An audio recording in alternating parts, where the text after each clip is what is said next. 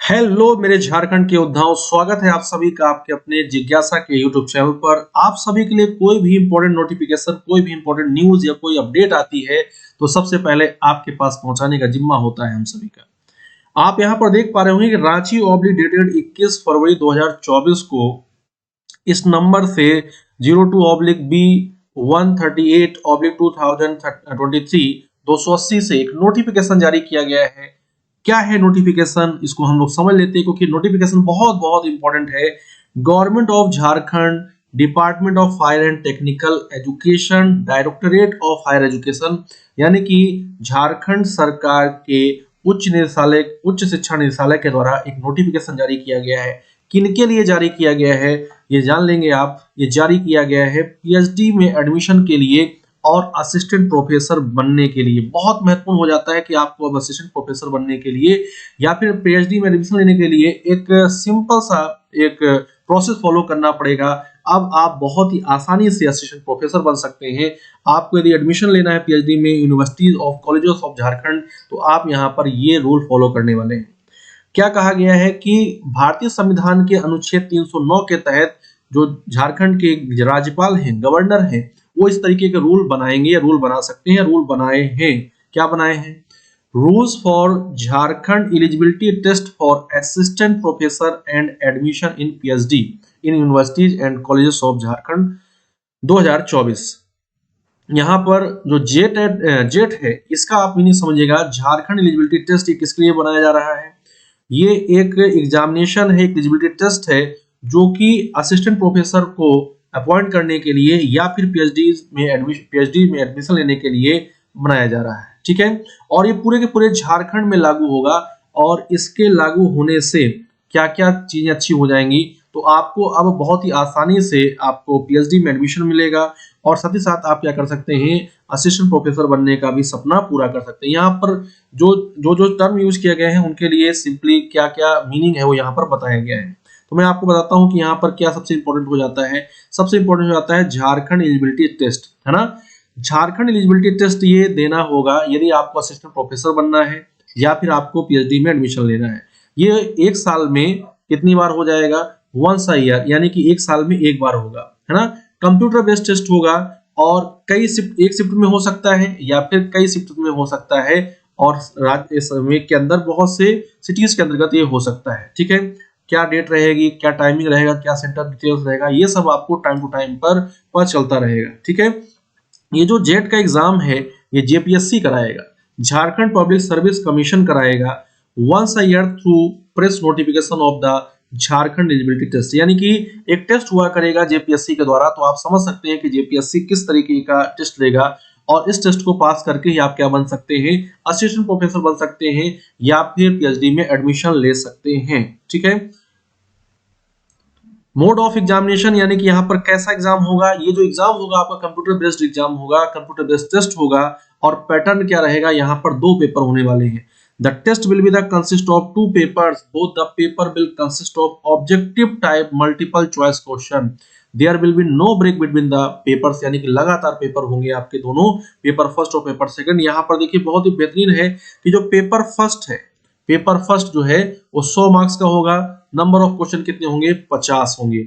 और जो paper second होगा वो होगा आपका 100 क्वेश्चन का, 200 मार्क्स का। और जो पेपर फर्स्ट होगा ये सबके लिए क्या होगा, सेम होगा, चाहे आप किसी भी पीएचडी में एनरोल कर रहे हो, सबके लिए क्या होगा, ये सेम रहेगा फर्स्ट पेपर। इसमें क्या होगा, रीजनिंग एबिलिटी होगी, है ना, रीडिंग कंप्रीहेंशन होगा और आपके जनरल अवेयरनेस की बात होगी, आपका थिंकिंग देखा जाएगा। ये सब जो होगा ये सभी के लिए सेम होगा। लेकिन जो पेपर 2 होगा इसमें आपसे सब्जेक्ट का, जो भी आप सब्जेक्ट में महारथी होंगे, जिस सब्जेक्ट को भी आपको आगे लेकर चलना होगा, उस सब्जेक्ट का टेस्ट होगा। 3 घंटे का ये होने वाला पेपर जो है, 180 मिनट का जो पेपर है, इसमें आपसे एक तरीके से 150 क्वेश्चन पूछना है, यानी कि सफिशिएंट टाइम है आपके पास और सभी क्वेश्चंस आपके लिए कंपलसरी होंगे। ठीक है, यहाँ पर फीस के बारे में ये सब समय पर आपको बता दिया जाएगा। सब्जेक्ट एंड सिलेबस का जो टेस्ट होगा ये अभी मैं आपको बताता हूँ कि यहाँ पर आप कौन कौन से सब्जेक्ट ले सकते हैं, सिलेबस क्या होगा आपका। ठीक है, मीडियम ऑफ पेपर, पेपर आपका बाइलिंगुअल होगा, हिंदी और इंग्लिश में होगा, आपको परेशान होने की जरूरत नहीं है। ठीक है, और इसके बाद जो है आपका ऑप्शन ऑफ मीडियम आप पेपर का चूज कर सकते हैं। जो भी आप चूज करेंगे, हिंदी या इंग्लिश जो भी आप चूज करेंगे वही आपका पेपर रहेगा। The question option of the medium of the question paper should be carefully chosen by the candidate while filling the application form online. The option once exercise cannot be changed, मतलब कि एक बार आपने जो भी medium choose कर लिया उसके बाद वो फिर चेंज होने वाला नहीं है। Candidates are required to answer in the medium as per option exercised in the application form. जो भी आपने एप्लीकेशन फॉर्म में मीडियम चूज किया होगा उसके अकॉर्डिंग ही आपको क्या करना होगा, आंसर करना होगा। तो ये बहुत इंपॉर्टेंट बात है कि आप एक एग्जाम निकाल के हर एक यूनिवर्सिटीज में और हर एक कॉलेज में आप क्या कर सकते हैं, एलिजिबल हो सकते हैं। जितना भी आपका मार्क्स होगा उसके हिसाब से आपको यूनिवर्सिटीज या कॉलेज मिल जाएगा। ठीक है, मार्किंग स्कीम में आपने देखा कि जो 50 क्वेश्चन है 100 नंबर के, जो 100 क्वेश्चन है 200 नंबर के हैं, यानी कि प्रत्येक क्वेश्चन के लिए कितने मार्क्स अलॉट किए गए हैं, 2 मार्क्स अलॉट किए गए हैं करेक्ट रिस्पॉन्स के लिए। और सबसे इंपॉर्टेंट बात है, there is no negative marking for incorrect response. यदि आप गलत करते हैं तो कोई भी मार्क आपका नेगेटिव नहीं जाएगा। No marks will be given for the question, यदि आपने वो आंसर नहीं किया है, अनअटेम्प्ट किया है, आपने उसे नहीं किया है तो आपको कोई मार्क्स नहीं दिया जाएगा। लेकिन सबसे इंपॉर्टेंट बात है, इनकरेक्ट रिस्पॉन्स के लिए आपका कोई भी नेगेटिव मार्किंग नहीं की गई, नो नेगेटिव मार्किंग।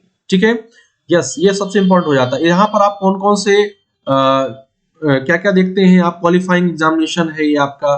ठीक है, सबके लिए अलग अलग एलिजिबिलिटी यहाँ पर बनी होगी, जैसे कि 50% या फिर 60%, 55%। ठीक है, तो ये सब आप यहाँ पर जैसे ही नोटिफिकेशन आएगा जेट का वैसे ही हम लोग यहाँ पर देख लेंगे। लेकिन अब बस आपको तैयार रहना है, जेपीएससी लेवल, जेपीएससी के द्वारा होने वाले एग्जाम्स के लेवल की आपको क्या करनी होगी, तैयारी करनी होगी। कौन कौन से सब्जेक्ट्स हैं यहाँ पर मैं आपको बताता हूँ, किन किन सब्जेक्ट्स में आप इनरोल कर सकते हैं। ठीक है,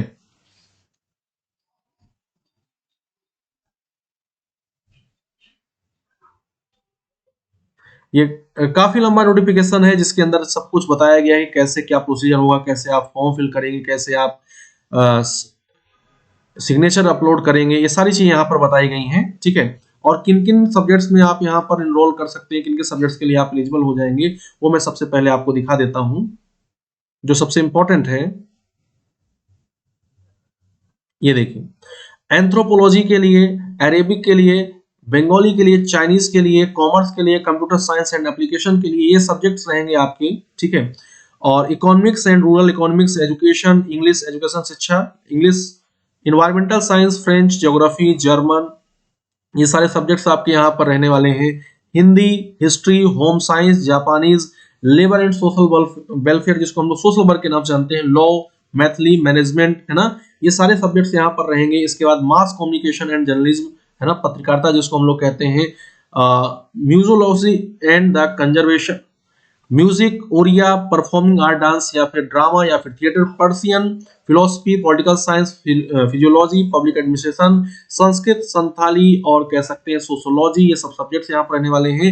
Spanish, tribal and regional language जिसमें कि हो, कुरमाली, खरिया, कुरुक, मुंडारी, कोरठा, नागपुरी, पंच परगनिया, है ना, Urdu, yoga, chemical science, chemistry जिसको आप बोल सकते हैं, अर्थ या atmosphere, ocean and planetary science जिसको आप जियोलॉजी बोलते हैं, life science, botany and zoology हो जाएगा, mathematical science, mathematics and statistics हो जाएगा, और फिजिकल साइंस में आपका फिजिक्स आ जाता है।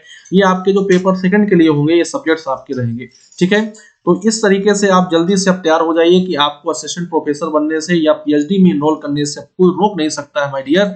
अब आप लोग बस ध्यान रखना है कि आपको अपना लेवल कैसे बना के चलना है, आपको जेपीएससी से होने वाले एग्जाम के लिए लेवल बना के चलना है।